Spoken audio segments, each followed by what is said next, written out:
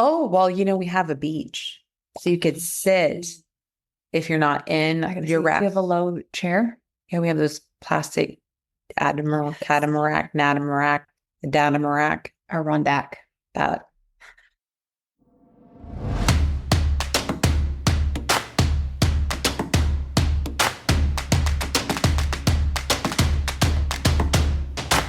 All right. Bring it, ladies. Let's roll. Welcome go. to the Now Podcast, episode 23, Making Moves in Real Estate. Courtney and I are incredibly excited to introduce Toyin Crandell. She is a 2-time best-selling author and the award-winning host of the Millionaire Money Podcast, founder of Money Mindset Shift. She has a coaching platform that has trained over 50,000 plus career professionals and business owners, helping them to end self-sabotage, create financial freedom, and a lasting legacy by unlocking the power of, wait for it, the brain. Yes. Her team does this through neuroscience-based financial, business, and leadership coaching. She lives with what she preaches, going from homeless and eating chocolates for dinner to multimillionaire, 11 streams of income, and multiple real estate properties in just 4 years. And finally, she's won the Success Magazine's 2023 Women of Influence Award, and her company is the verified 74th fastest growing company in Canada. Right. Welcome, Toyin Crandell. You get it, girl. Thank you. You're fire. Woo. So tell us a little bit more about being homeless and go restart. Yeah, let's start there. Let's start at the beginning. Yeah.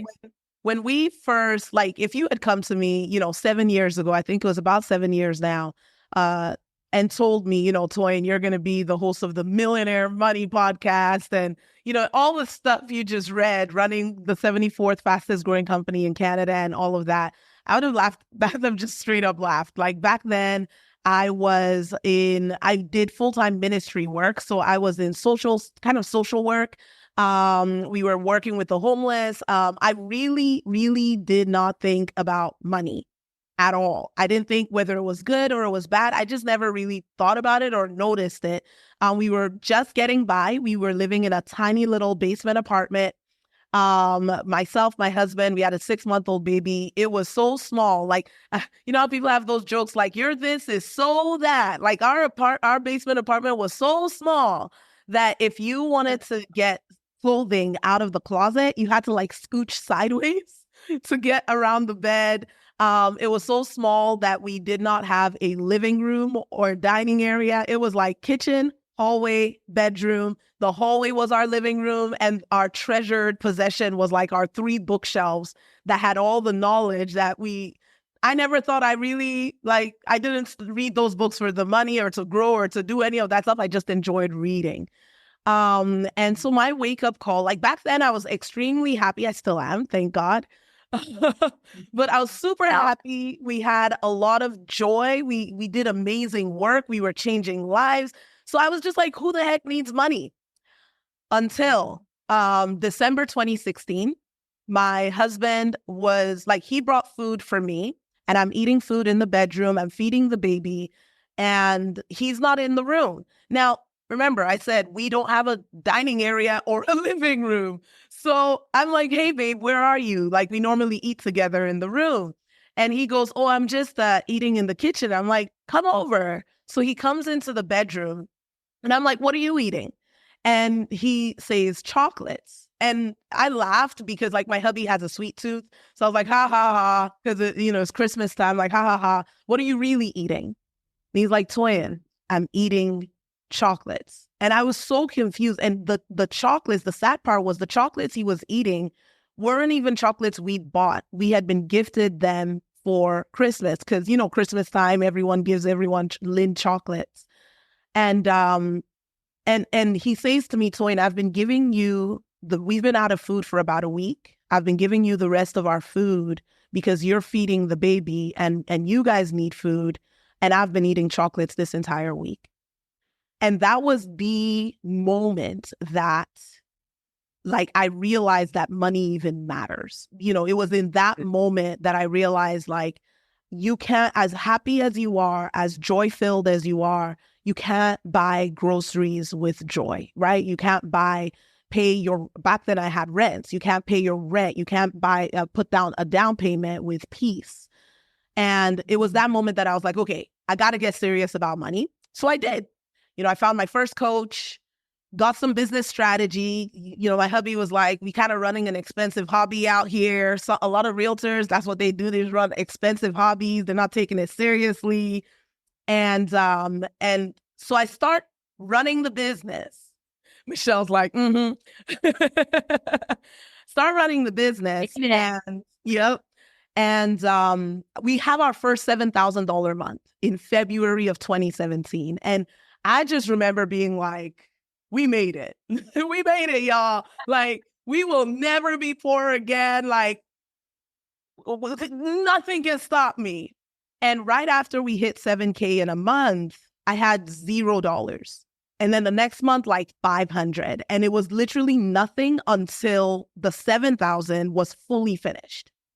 And then we had another $5,000 month. And then nothing until it was fully finished. So by October of 2017, we were back at we were less than ground zero. By October 2017, we actually had to email friends and family asking for help financially to pay our rent. And I just remember being like, this doesn't make sense. Like, if this happened last year when I didn't know anything, I understand that. But I looked over my 2017 and I'm like, I know how to make money because we did in February.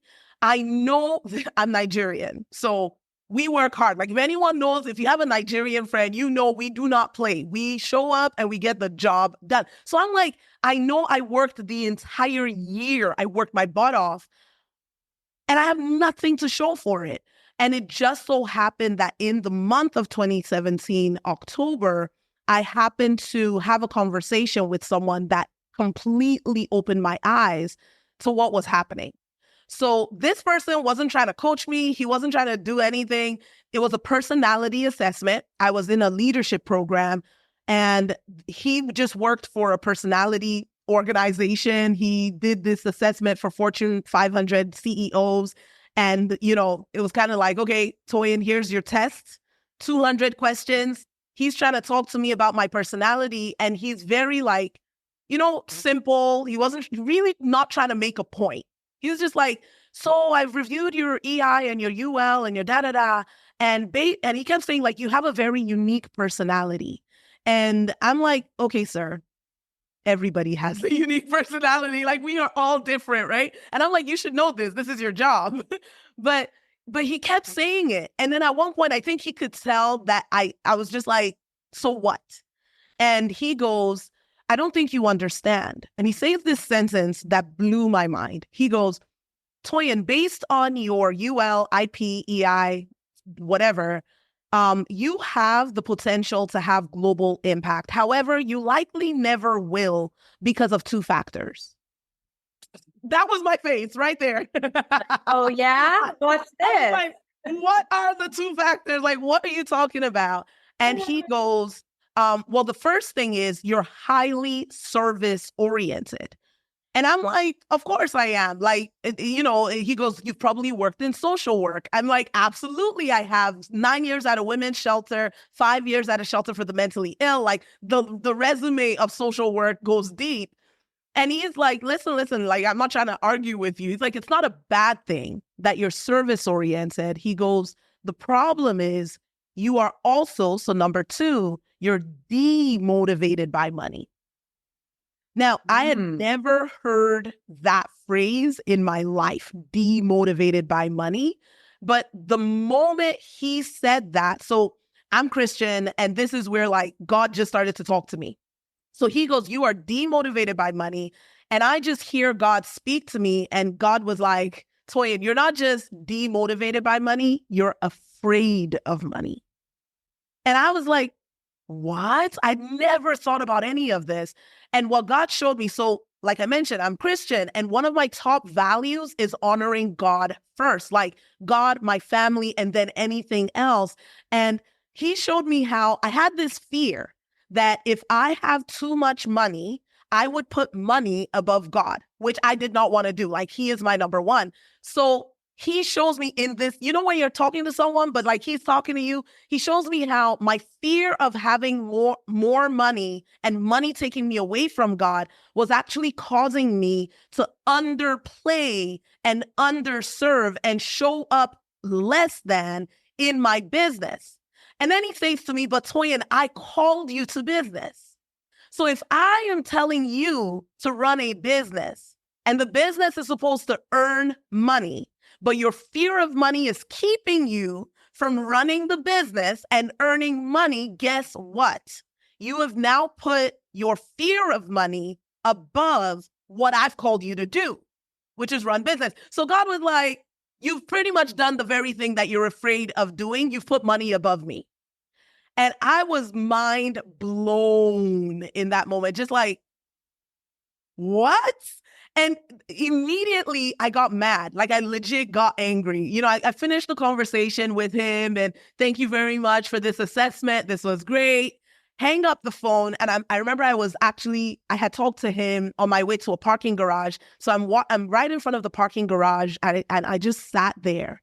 And I was like, if money has schooled me and my family in this way, I'm going to be a millionaire in a year. I'm going to prove that money has nothing on me. Like, money can't keep me from doing what God has called me to do. The fear of money itself. So I'm like, I'm going to be a millionaire in a year. I didn't hit the goal in a year, but I did hit the goal in 3 years. Which I'm very, very, very grateful for. But that's kind of where I started. And the first thing that I did, which is what led to my book, Money Mindset Shift, which is what led to my core training that I do, was the first thing I did was, okay, how do I get rid of this fear of money and all the other limiting beliefs that I had about money so that I would be comfortable with having more than enough? Because most people are comfortable with only just enough, or they're actually more comfortable in struggle, which is where I was. Mm-hmm. Mm-hmm. Okay. So what did you do to eliminate that? Okay. Let's go. What did it look like? So in the month of, this was all in October 2017. It was a wild month. So I have this conversation. I have just sent this email to friends and family asking for financial help. And I decide, okay, I'm shifting my finances. And what did I do? I actually answered a series of exercises. It wasn't, back then it wasn't exercises to me. It was just questions. I literally prayed and I was like, okay, God, help me to see what are my limiting beliefs about money. So like one of the questions that I asked, for example, was just what do I believe about money that's not true? Now, here's the funny part of this, guys. When you believe something, you think it's true. So yeah, for most people, when you ask the question, what do I believe about this thing that's not true? It actually takes a level of humility to hear the answer. Because most of us, we come in guns blazing. No, this is the way it always is. This is how it's always been. And one of the principles that Stephen Covey, that I learned from Stephen Covey's book, 7 Habits of Highly Successful People, is the power of worldviews and perspectives. And I don't know if you guys have ever read that book, but in the book, he shows that picture of like a young woman with a hat on. But if you look at the picture from a different way, you see an old woman and the hat and all the stuff is actually wrinkles on her face. And I remember that was the first time I had ever experienced a different perspective shift in my own eyes, right? Where I was like, whoa, once you see the young woman, you can't unsee her, you know?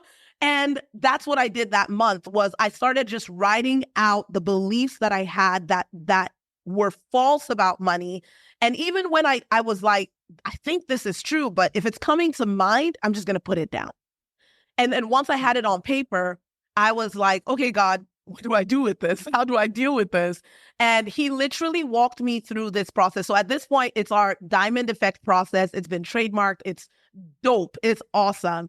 But this is a process, the diamond effect, because it takes your coals and makes them into diamonds. It takes those limiting beliefs, those things that created the worst parts of our story. And this process literally helps us to help our clients convert those beliefs into the things that's like, that's why I won. You know, everybody was telling me I'm too short, or I speak too much, or I don't speak up enough. And that's why I won. And so I just did this question and answer process. And what happened? So I didn't know it would become a thing. Okay. This is just me by myself praying and talking to God and being like, I got to change the way I'm thinking. And the next month, November 2017, we earned more in that month than we had earned the entire year of 2016. And I didn't even notice it. It was my husband that like noticed the number, and he was like, Toyin, what did you do? Are you doing a different offer? Are you doing a new business? He's like, what on earth just happened? And I just said to him, like, I don't know. The only thing I know because I hadn't changed my business, I hadn't changed my offer, anything. I said, the only thing I know that I did last month was I did this thing where I sat down with God and I wrote out all these questions and answers about my brain and money and blah, blah, blah. And he's like, whatever you did, keep doing it. Wow. So it's working. It's working. And I did. And we started actually teaching our clients, because back then I used to coach people on how to be debt free, because I was debt free and I had figured out how to become debt free. And so I was like, I wonder what would happen if my clients did this process, because I noticed that sometimes we would help someone become debt free and then they would go and just take on more debt. It was like debt was their comfort zone. Or, you know, people would do all these different things, pay it off, scale, and then they just go backwards. Or back then we were helping people increase income with a little bit of the strategy that I had learned. And they would go from like, Toyin, I'm at $3,000 a month and I'm not making enough. And we'd help them make $5,000 a month. And they'd still be like, it's still not enough. They were still in struggle. And I'm like, what happened to this extra $2,000 that's coming in? And I started to say, okay, what if I introduce to my clients this principle or this concept of getting comfortable and okay with more than enough, with being a multimillionaire, with scaling your business, but not just scaling your business so you have all that money there, scaling your business so that you can enjoy personal freedom. So that money is actually going to work for you. So we introduced that into the stuff. We started training, and literally that's when things blew up, because our clients blew up. We had a client, I remember, that came to us and her goal was to earn $2,000 a month. And that was the goal. She had teenage boys, so she had lived life. And for a long time, that had been her goal. I just want to earn $2,000 a month consistently. And when she came in, by the time she was done working with us after 2 years, she had earned over $250,000. So it's just like, there's such a way to change how you're thinking so that you're able to receive, and receive without the constant grind. Mm-hmm. I'm trying to like not talk too much, because I want to hear what y'all want to hear. Let's go. Well, I just think it's great. I think, like, backtracking a little bit when you were talking about being demotivated by money and the whole mental mind shift. I think even for me, just having started a corporation was a bit of a mind shift, in the sense that it was like, okay, this is not my money. I need to be a good steward. That's right. Of my company's money. And I feel like I take that from there to here. And I'm also thinking, well, I need to sign up with you. I'm like, in everything that you're saying. It's legit. And I think, especially for those of us that don't start off, like, you're not born into the family business. So sometimes we come into business and we're amazing at what we do, but we're not good in business, the business of business. And that's something that I really had to learn, was like, I came into business, and in the beginning, I treated my business like it was my charity. And so I would run the business and it was like, oh, okay, you can't pay the invoice. It's okay. And I wouldn't follow up with the invoices, or I wouldn't want to do this, or I wouldn't do that. When you talk about marketing, like marketing, sales, a lot of us, when you're not, once again, you didn't grow up in the family business where marketing and sales is not a constant conversation. We get to that part of business and we're like, I just want to do the work. I just want to serve my clients. I just want to do this part. But one thing I tell my clients all the time is it doesn't matter how amazing your product is or your service is. If we don't get good and comfortable and can swim and enjoy ourselves in the world of marketing and sales, those people who actually need what we have don't ever get access to it. And so it's a disservice to our clients to say, I'm going to be amazing at serving you, but I'm not going to learn how to actually get in front of you and get you to know the transformation that you can have if you step in and work with me. Mm. I'm thinking about, I bet you've read that book, The Psychology of Money. Actually, no. No? Have you read it? No. Oh my gosh. I know it. My husband has it. My husband has the book on his, but I remember seeing it, but I haven't read it yet. It's one of those ones that's like on my list. Yeah. So my husband started it last night.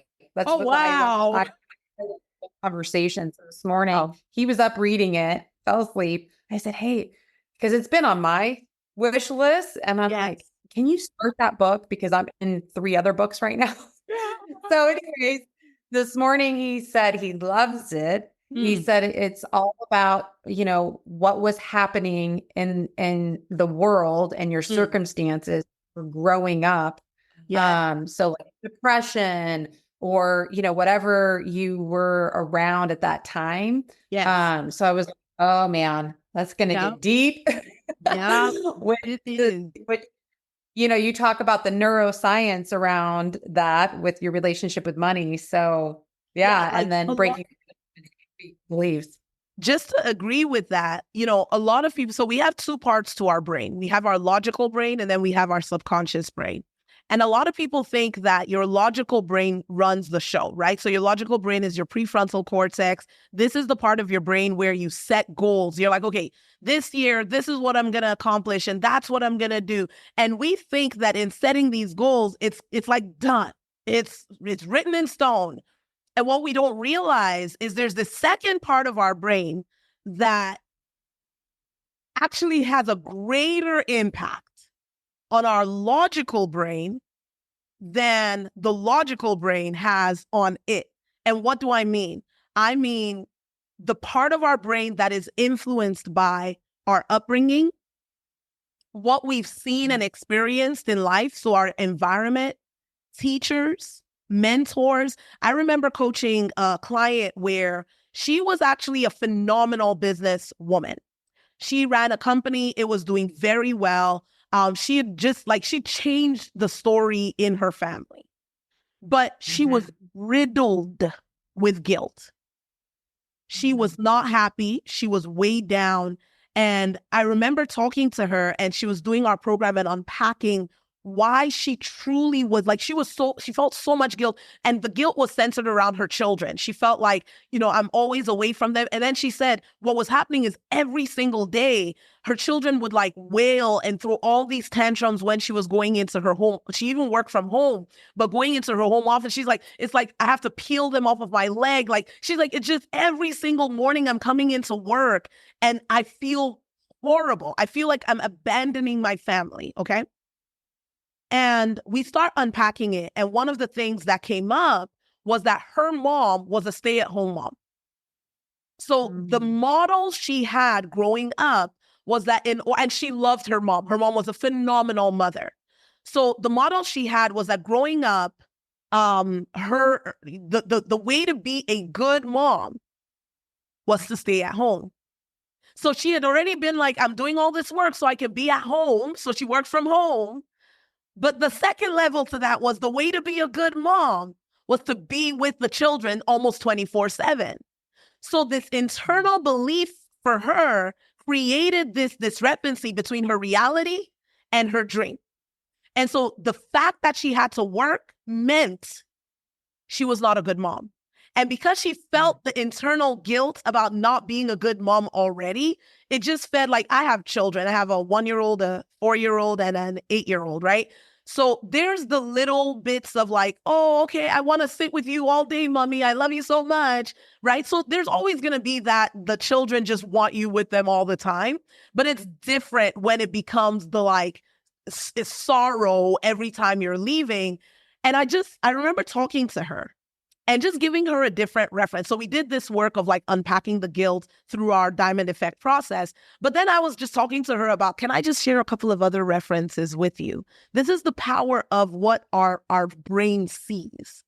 So for me, growing up, my mom was an amazing mom. She had 5 daughters. We all love her. We all have amazing relationship with her. She is a lawyer. She runs 2 different shelters. So one is a transitional home for abused women, and she runs another shelter. She is a marriage coach. She is a pastor's wife. They have like 14 churches they've planted. She's an author. I don't know what this woman doesn't do. And growing up, she had her own, like she still has her own law practice, but even in Nigeria, because we migrated over, even in Nigeria, she had her own law practice. So she was at her law practice and then she'd come home and then we'd see her and we still all had such an amazing connection and relationship. So the model that I had was you can be a killer businesswoman and have an amazing home life. So because that was modeled to me, it wasn't even a thought to me with my children that I can work and you guys are going to be fine and happy and we're all going to be fine and happy. And so like, I kind of just relived that same model. And just talking to her, just even showing that client the possibility, like to her brain, it was impossible to be happy and a working woman with a family. And just seeing it, she was like, whoa. So that's available. And then your brain gets to work around, okay, if that's possible, how can I create that for my family? Because to her, the only way out was to shut down her business. You get that? It is so, and what's really interesting about the way that our brain impacts our decisions is you don't see it. So you think that the decisions you're making, so going back to that logical and subconscious part of your brain, we will make decisions and then we'll give ourselves from the subconscious brain and we'll give ourselves a logical reason. So for example, for her, she could have said, okay, I'm going to shut down this business. Why? Not because I feel guilt, because I haven't seen modeled in front of me that it's possible for me to be happy and have my family and have my business. But she would say something like, I'm shutting down the business because I never seem to get the right staff members and the business is just totally draining me. Yeah. So we'll literally give ourselves the logical reason to do or not do the very thing we're afraid of. I'll give you one more example. I'll put myself on the table. So back when I had this fear of money, every time our business started doing well and we started having money come in, I would go and pray and I would feel like God said, and I literally remember having meetings with my staff team. My staff team back then was like 1 volunteer administrator. But I remember I would come back from like a 3-day retreat, prayer retreat, and I'd be like, I feel like God is saying that we need to shut that down. And I would shut down the most successful part of our business. I did that like 2 or 3 different times. That one's really working. I didn't say that's really working. We should shut it down. I would give a logical reason. I think we need to shut that one down because it's taking so much more time than this other thing that we're doing. So maybe this is going to be the thing that gets really successful. And I remember in that moment I told you guys about where God was like, Toyin, you're actually afraid of money. He literally reminded me of that example. And he said, in those moments where you were coming back and telling your team, we need to shut it down, it wasn't because the Holy Spirit told you to shut it down. It was because fear came up and you decided to shut it down. And that's the power of like what's happening behind the scenes. But once you learn how to see it, so like for me, I do my diamond effect process every year because I know that every single year our company is growing by the grace of God. That's why we are on the fastest growing companies list. And every single year that you set a new goal and you set a bigger goal, there's going to be limiting beliefs that come up around it. And so you just need to know how to see them, shift them, and then you run. See them, shift them, and then run. That's right. That down. That's my number one. That's right. So the coaching business is obviously incredibly successful. I'd like to learn a little bit more about your 11 streams of income and real estate specifically. Yes. So like I've mentioned, we have 11 different streams of income, and I'm trying to see if I can find to share with you guys what the list of them are, because then I can just spit them off for your listeners. But I don't think I have it written down. Right. Hold up. I know where I have it. I'll pull it up for you guys. I will pull it up. So I'll go over what the 11 streams of income are. And then I'll tell you guys the one that has been our top favorite one so far. I have it somewhere.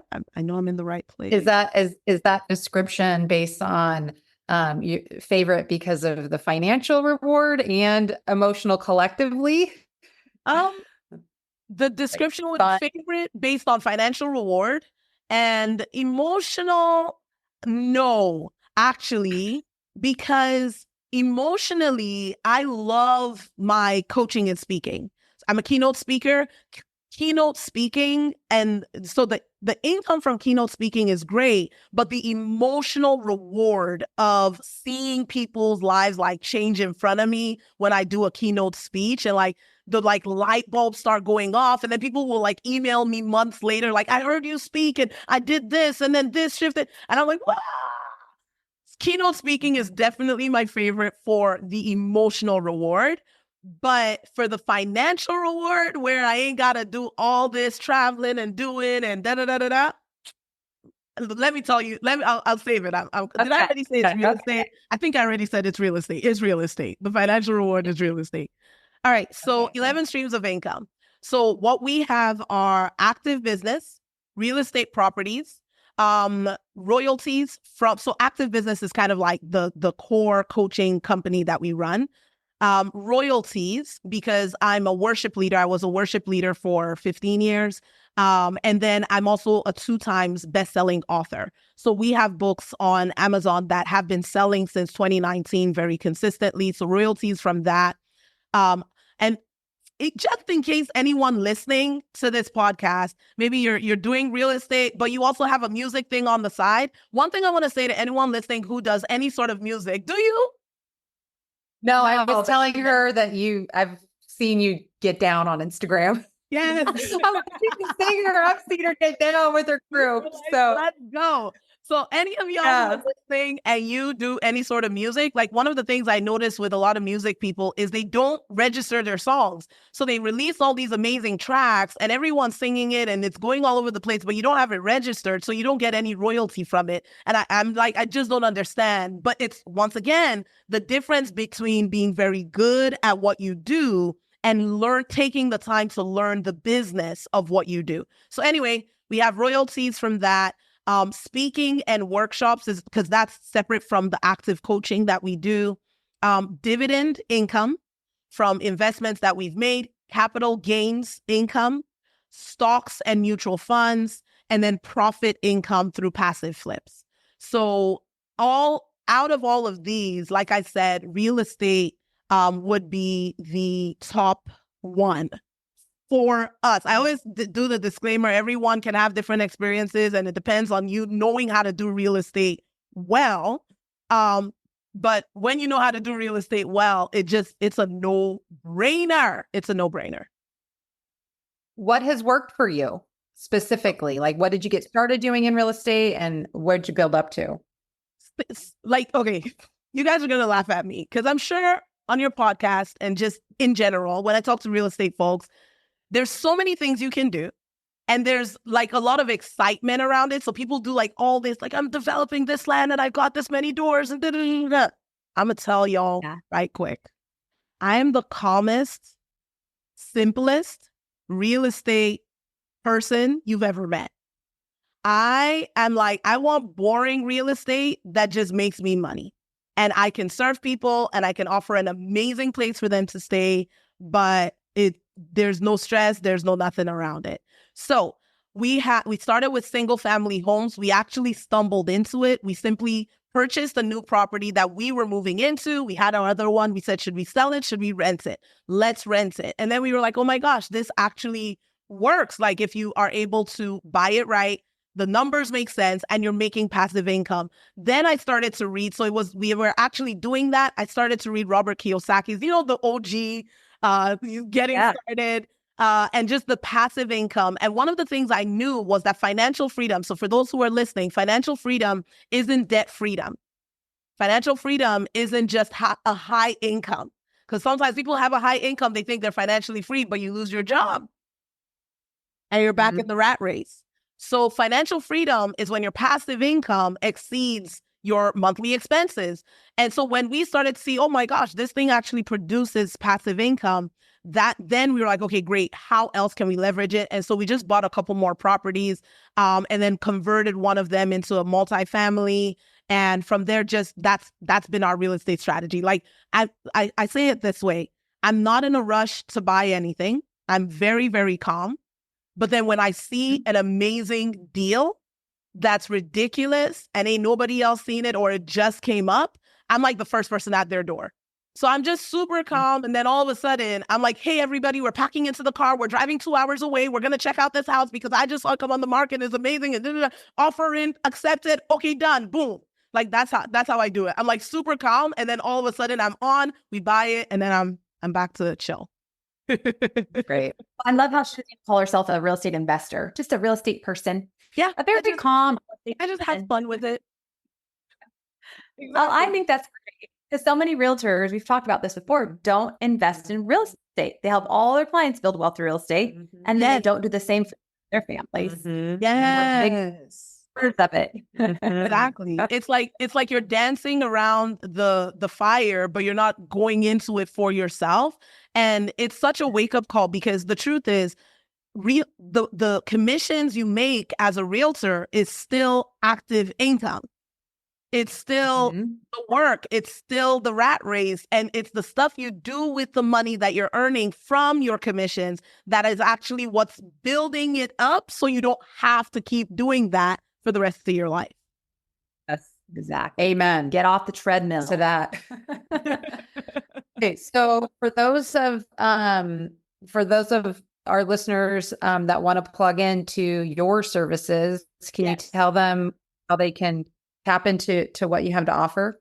Absolutely. So for any of you guys who are listening to this, and if you want me to come as a keynote speaker and just blow the minds of the people that you love and the people that you serve, then you want to find me at toyincrandell.com, toyincrandell.com.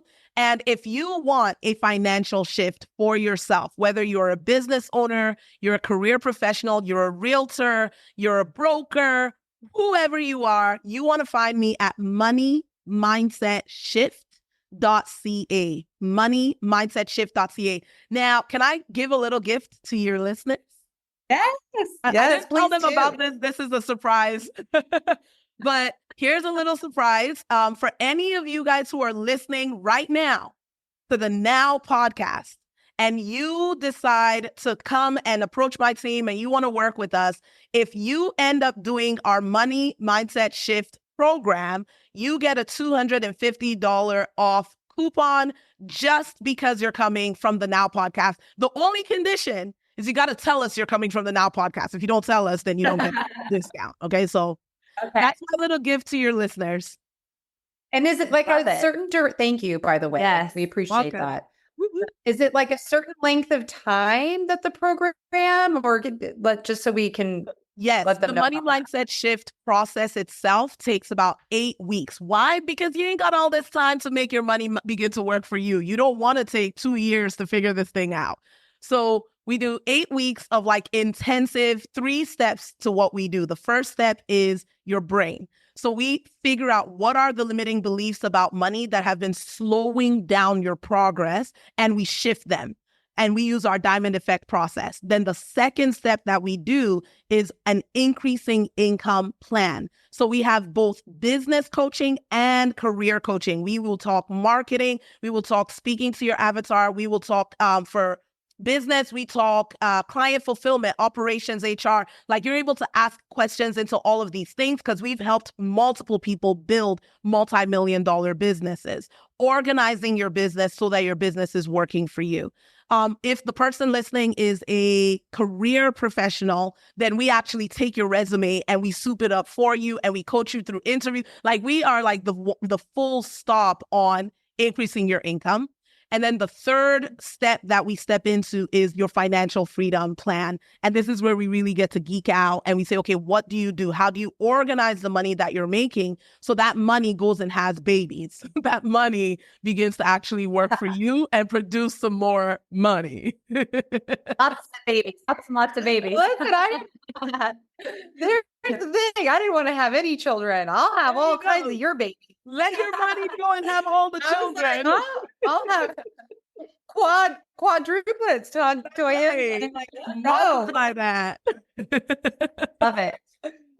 So that's what we do in a money mindset shift. And like I said, mention that you are coming from the Now podcast, and you will be getting $250 off of our service. Perfect. That's great. Wow. Thank you so much for chatting with us today. I have taken so many notes. Really excited and motivated by all that you've done. We, of course, saw you in Success Magazine and we're just so inspired. Oh my gosh, I should have asked. That's so dope. Yeah. No, I went through and I was like, will you please join us on our podcast?